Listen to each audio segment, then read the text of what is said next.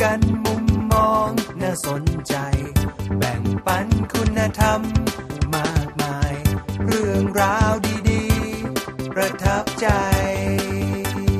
คุยกันถูกคอคุยกันถูกคอคุยกันถูกคอคุยกันถูกคอ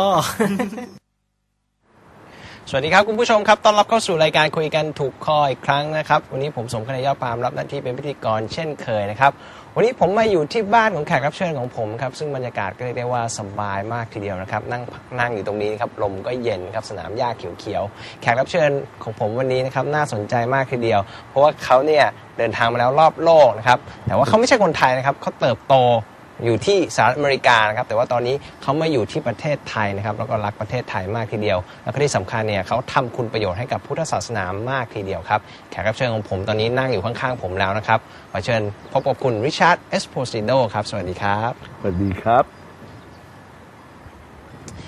It's really nice and lovely house you have. Thank you very much. It's very Thank good you very much. and comfortable environment here. Thank you very much. It is quiet. It's very Yes. lovely, yeah. Yes, and I can hear the birds sing. Yes. Beautiful butterflies, and then the wind blows. It's Yeah. a very nice house you have. You like my birds? Yes. They come and sing just for us today. How long have you been here in Thailand? This trip, I think for the last, going on 5 years now, 5 or 6 years. So I came back in 2001. Wow. 2001. About five or 6 years. Yes. You love Thailand a lot. Very, very much. There's no country on the face of the earth that's like Thailand for me. Whoa. No country in the It's world. blow our mind. Yeah. Thank you very much. Yeah. We going to talk a little bit about your backgrounds as a child. You know, how did you grow up? Because I heard that you grew up in a very Christianity family, but now you are come to Thailand and you're interested in Buddhism. Then tell me about your child life. Well, I'm the son of Italian Americans. My mother's side of the family all came from Sicily, a beautiful little town on the northwestern coast called Castellammare del Golfo. Again? Castellammare del Golfo. And in Italian that means castle, Castellammare del Golfo means castle by the sea. Can you speak Italian? Yes, I understand and speak quite a bit. But in Italy, because there are so many different provinces, there are so many different dialects. Yes. So that if you're born in Sicily, the Italian that they speak is very different, for example, from where my father was born in Naples.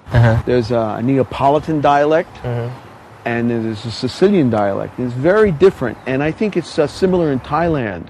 If you listen to how people in the Northeast speak, and you listen to the people of the South, it's very different.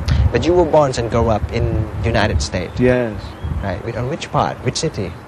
I had the privilege to be born in New York City, which is New York. the crossroads of the world. Wow. In Brooklyn, New York. In Brooklyn. And I grew up there. And some people, New York City scares them when they think about it. It's such a big city. It scares too. Yes. Really? There is one word that I always heard that if you can survive in New York, you can survive anywhere in the world. So this makes me feel like New York is a little dangerous to live. Is it true or not? I don't know. Yes. You grew up. Well, you know, I wouldn't say dangerous, but it's a tough town. And there's even been modern songs written about it. Frank Sinatra had a big hit song about New York, New York. And he says a line in the song where he says that if you can make it there, you can make it anywhere. New York City has the best and the worst of everything. Heard it, yes. Super D and super mighty.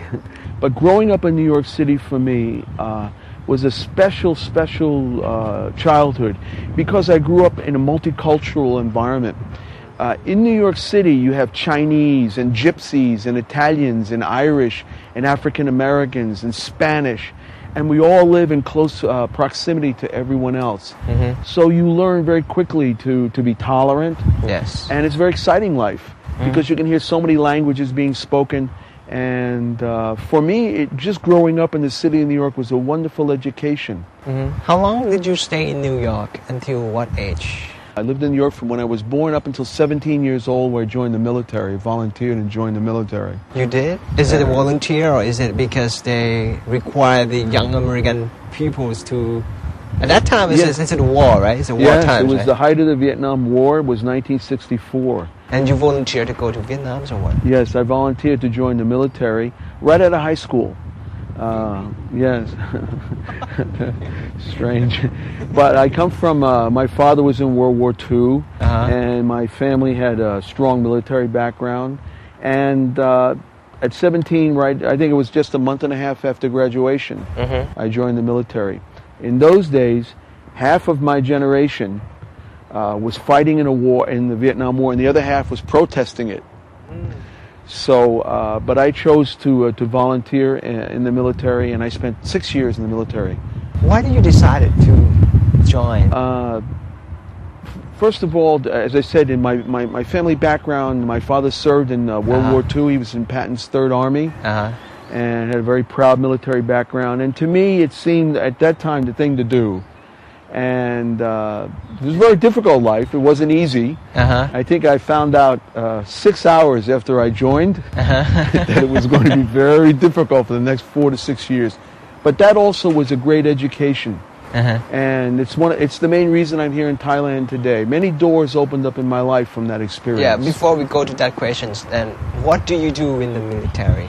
I did a little bit of everything. I think the most interesting assignment I had was when I was sent to Thailand, 1967 to 68. Was during the height you were of the sent to Vietnam War. Thailand, or you were sent to Vietnam? So. Actually, I was sent to Thailand and flew back and forth between Thailand and Vietnam doing medical you evacuation. used Thailand as a base. Correct. And then you go to Vietnam to... Yes. In the war? Or Yes, what did you do? Well, we did medical evacuation. And there's a special division in the military that's referred to as dust-off, the dust-off division. These were helicopters that flew into fire bases and evacuated the wounded.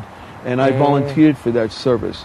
So I wasn't in a combatant situation. I never took a life, but I was involved in support and also in medical evacuation of the wounded. Oh, so you didn't kill anyone? No, thank goodness for that. That's so I was involved in picking up the ones that were wounded, many young men, and saw a lot of death at a very early age. So it was a very sobering experience. So many young people during that particular time, they joined the military, and even now it's happening with the young men that are being sent over to Iraq. Yes. The average age of every soldier is about 19 years old. So you find many young men who grow up very quickly because they see life and death, and they're put into very dangerous situations.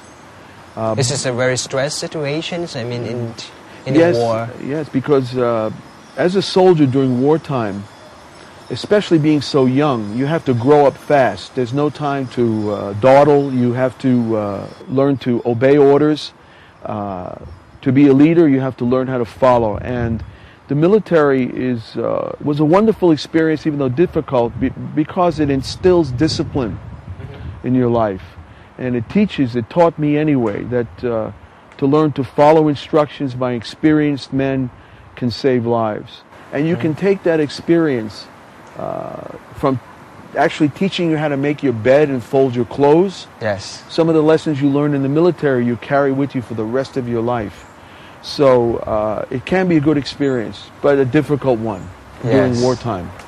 Yes. And you come to Thailand, this is the first time that you know Buddhism, right?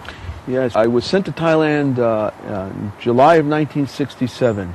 And through a series of very unusual circumstances, the death of my best friend, I came to